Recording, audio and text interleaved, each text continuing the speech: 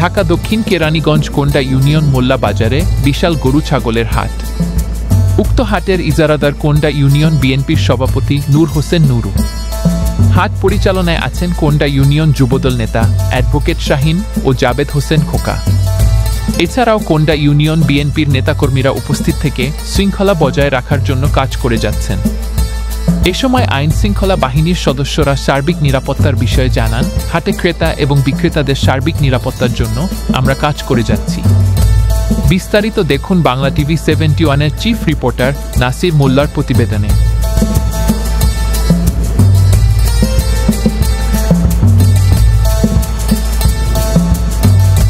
আপনারা এই গরুর হাটে কতটুকু নিরাপত্তা দিচ্ছেন?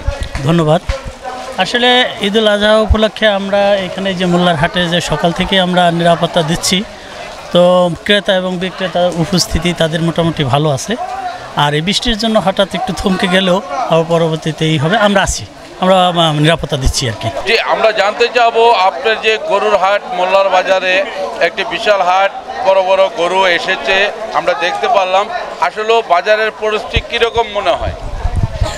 এখন আপাতত ভালোই দেখছি বাজারের পরিস্থিতি। প্রথম অবস্থায় যে আমাদের একটা বাজারের মধ্যে একটা বিশৃঙ্খলা হয়ে যাওয়ার কারণে সেই সময়ে ক্রেতাবৃন্দরা তারা ভয়ে বিভিন্ন জায়গায় লুকায় টুকায় চলে গেছে, কেউ বাড়িতে চলে গেছে। এই জন্য মানে প্রথম পর্বে একটু মন্দাভাব ছিল।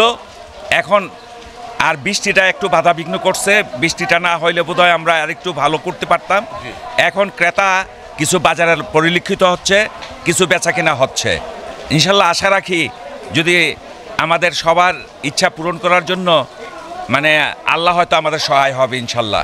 আচ্ছা, আরেকটি বিষয়ে আমরা জানতে চাবো, আপনি একজন বিএনপির এই কোন্ডা ইউনিয়নের একজন সভাপতি হিসাবে যে বাজারের ডাক এনেছেন, তো আপনার কি মনে হয় এই বাজারের ভিতরে দূর দূরান্ত থেকে যদি কোনো কাস্টমার আসে বা ব্যাপারীরা গরু নিয়ে আসছে, তাদের জন্য কি নিরাপত্তা রেখেছেন?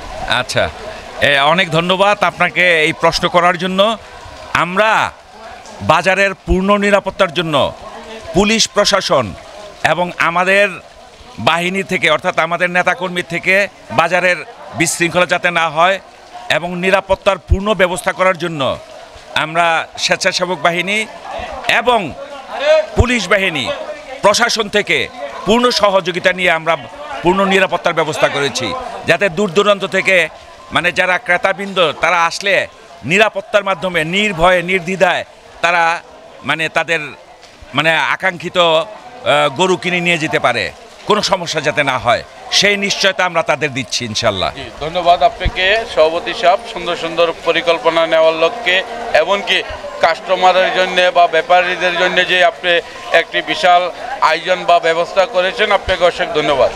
আপনাকে অনেক ধন্যবাদ। প্রিয় দর্শক, এই মুহূর্তে আমরা কথা বলে থাকি বাজারের ইজারা হিসাবে দায়িত্ব পালন করছেন তিনি একজন বিএনপির কোন্ডা ইউনিয়নের সভাপতি হিসাবেও দায়িত্ব পালন করছেন।